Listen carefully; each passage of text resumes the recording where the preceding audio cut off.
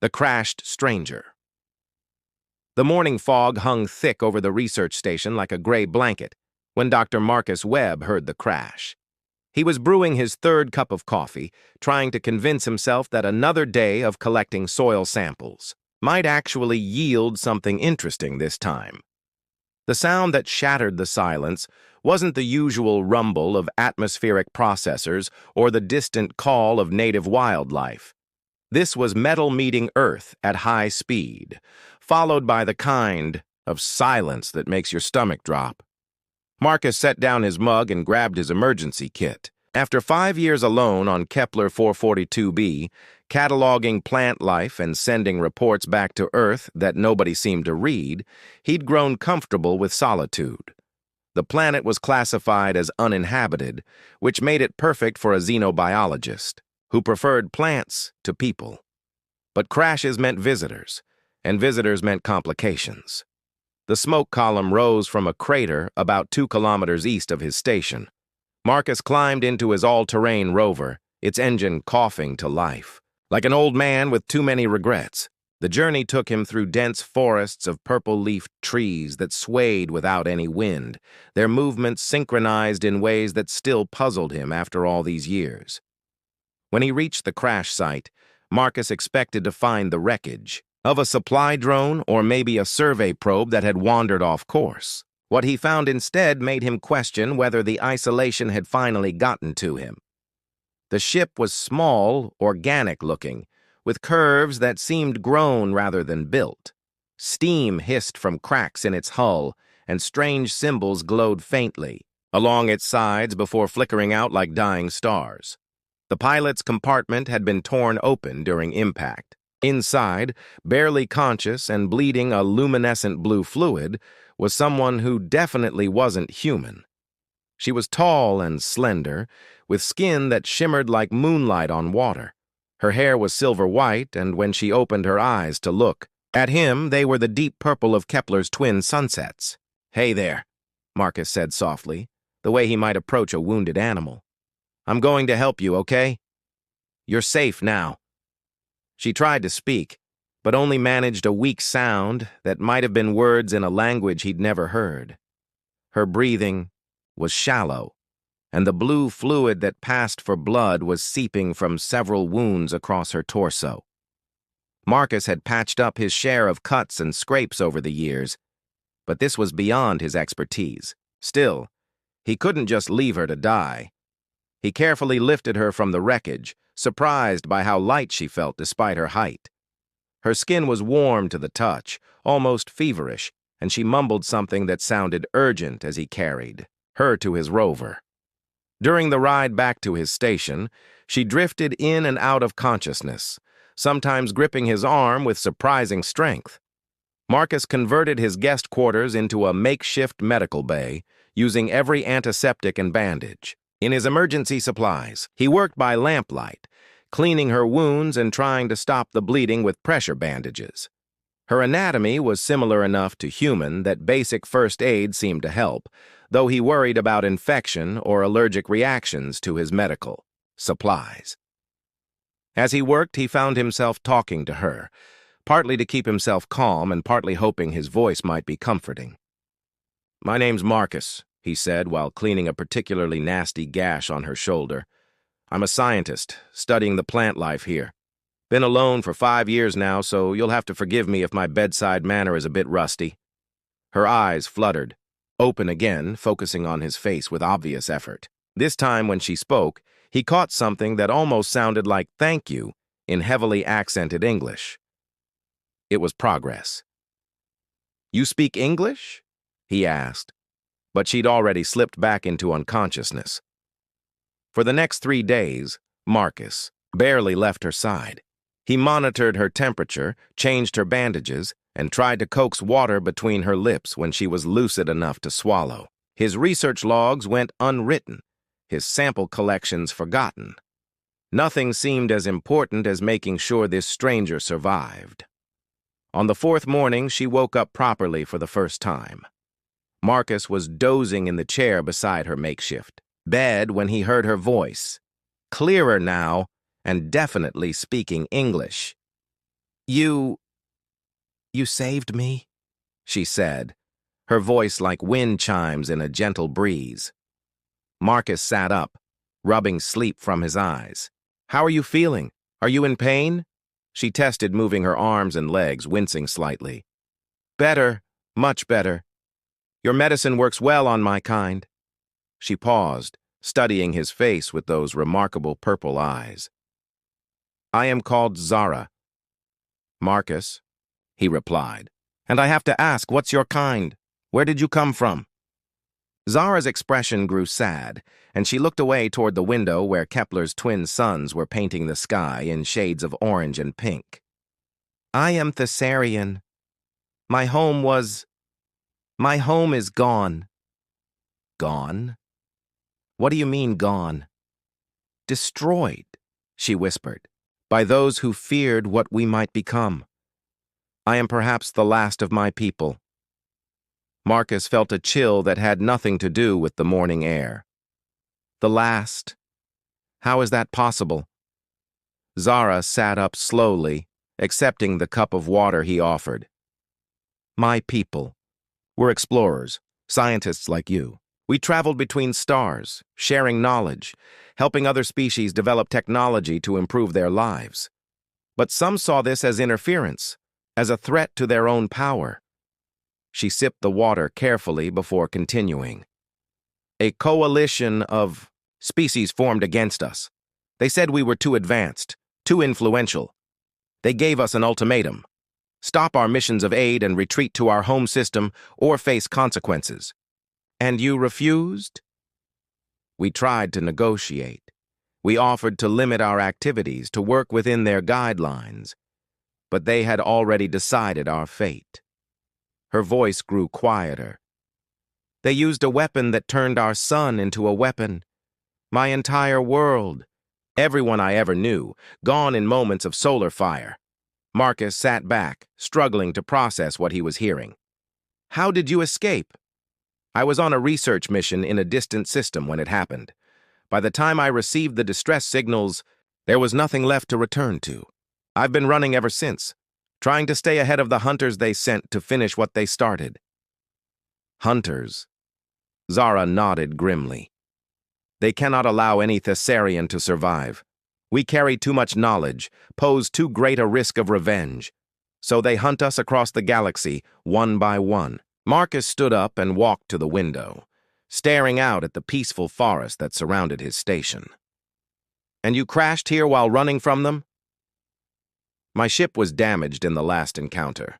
I managed to escape, but the engines were failing. I chose this planet because it showed no signs of advanced civilization. I hope to make repairs and continue running." "Running where? If you're the last of your people, where can you go?" Zara was quiet for a long moment. "I do not know. I have not allowed myself to think beyond survival." Marcus turned back to face her, seeing something in her expression that reminded him of his own isolation, his own sense of being forgotten by the universe. "Well," he said, "your ship is pretty badly damaged. It's going to take some time to repair. Assuming it can be repaired at all, you would let me stay, even knowing the danger?" "Zara, I've been alone on this planet for 5 years. The most exciting thing that's happened to me was discovering a new type of moss last month. A little danger might be exactly what I need." For the first time since she'd awakened, Zara smiled. It transformed her entire face, making her look younger and less burdened by grief.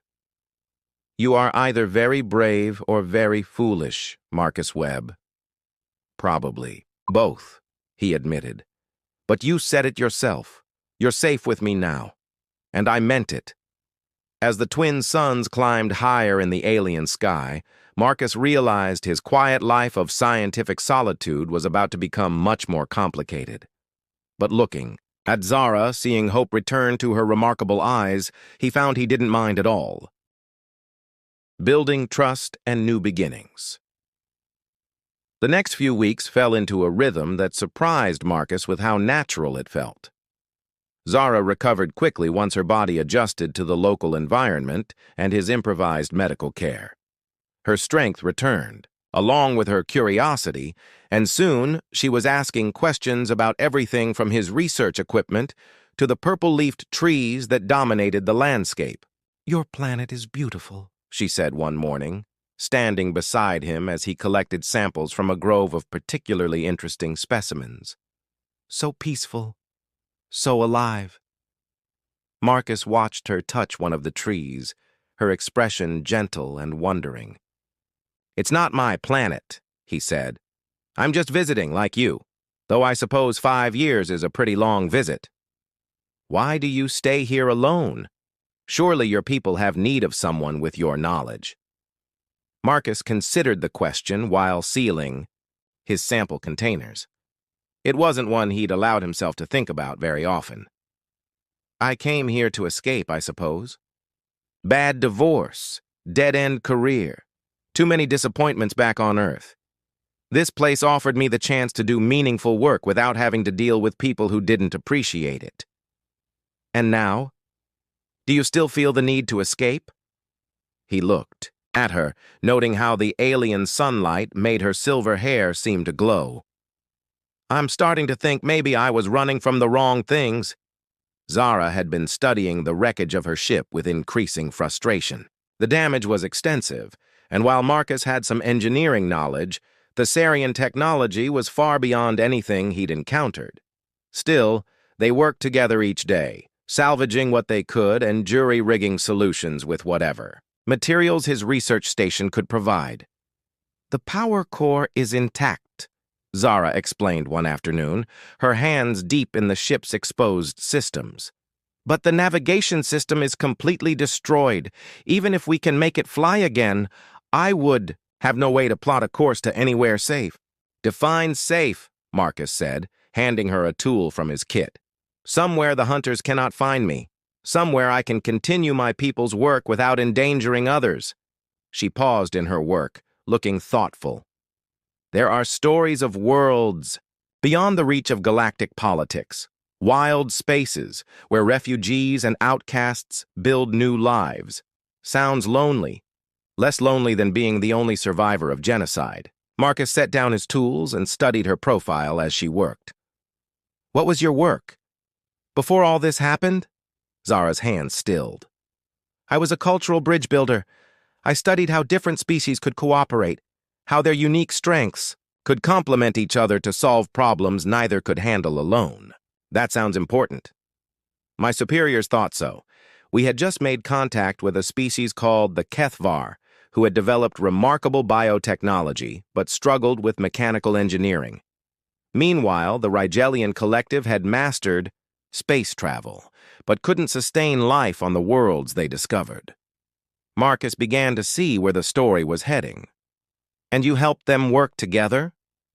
Within 5 years, they had established thriving colonies on 17 previously uninhabitable worlds. The HFY provided the biological solutions to create breathable atmospheres and sustainable ecosystems, while the Rigelians provided the technology to transport and establish settlements.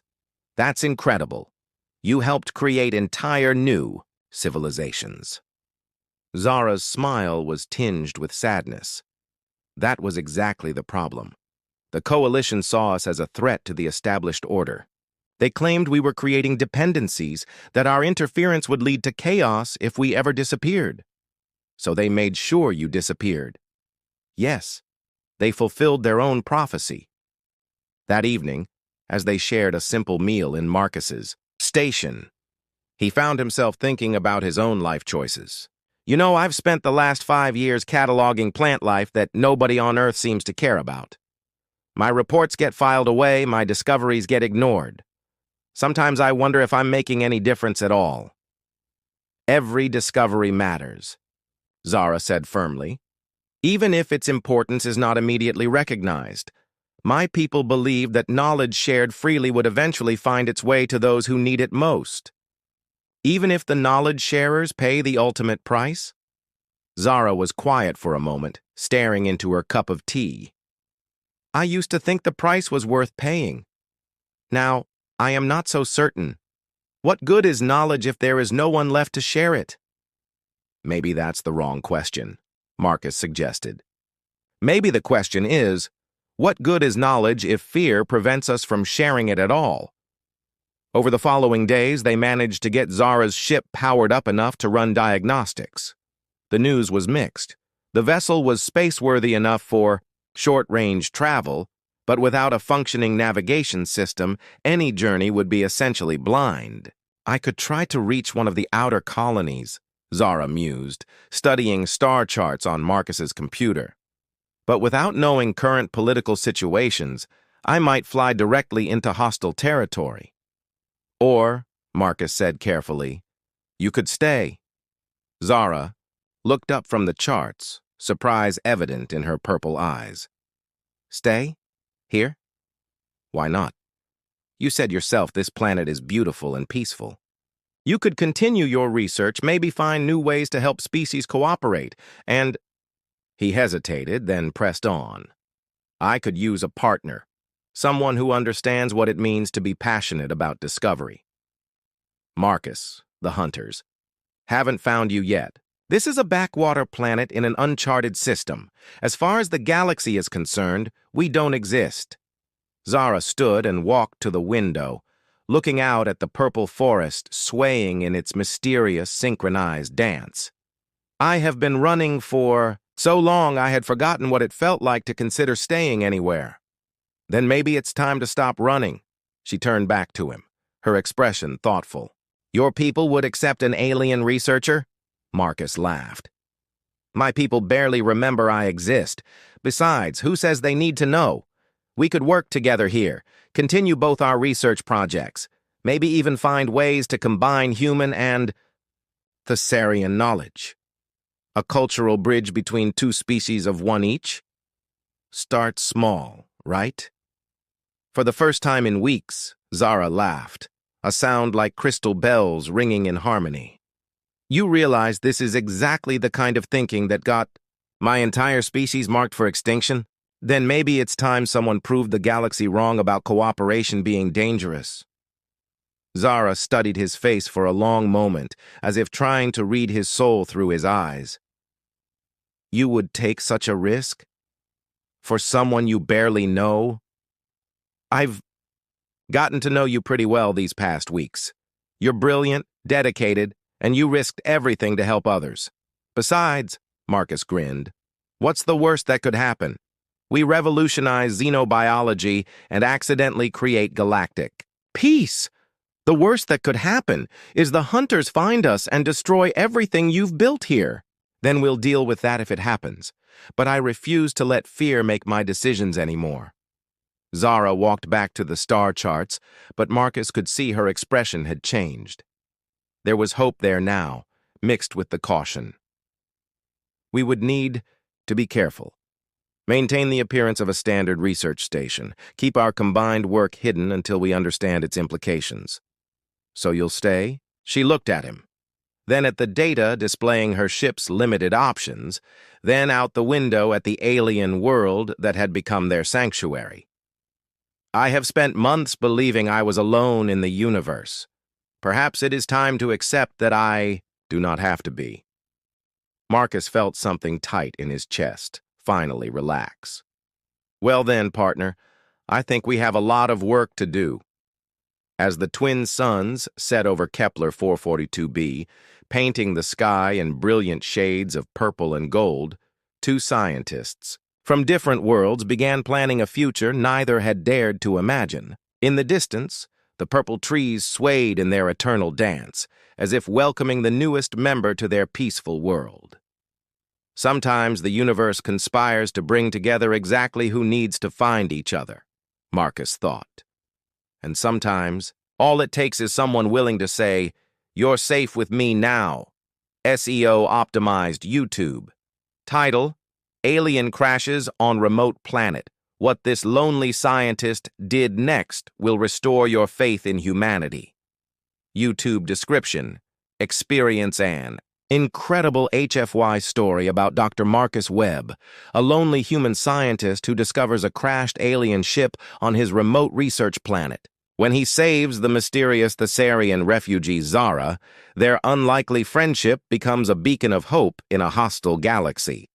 Watch as two brilliant minds from different worlds prove that cooperation and compassion can overcome fear and prejudice. This heartwarming sci-fi tale showcases humanity's greatest strength, our willingness to help others, even when it means taking incredible risks. Perfect for fans of science fiction, space stories, and tales of human resilience. Join us for this epic journey of trust, friendship, and new beginnings among the stars. HFY, a sci-fi story, alien contact, humanity first, space story, scientist story, alien refugee, cooperation story, trust story, new beginnings, galactic story, xenobiology story, AI. Image prompt for Leonardo AI. Hyper-realistic close-up scene of a human male scientist with kind eyes and gentle expression looking at a tall, elegant alien female with shimmering moonlight-colored skin and silver-white hair.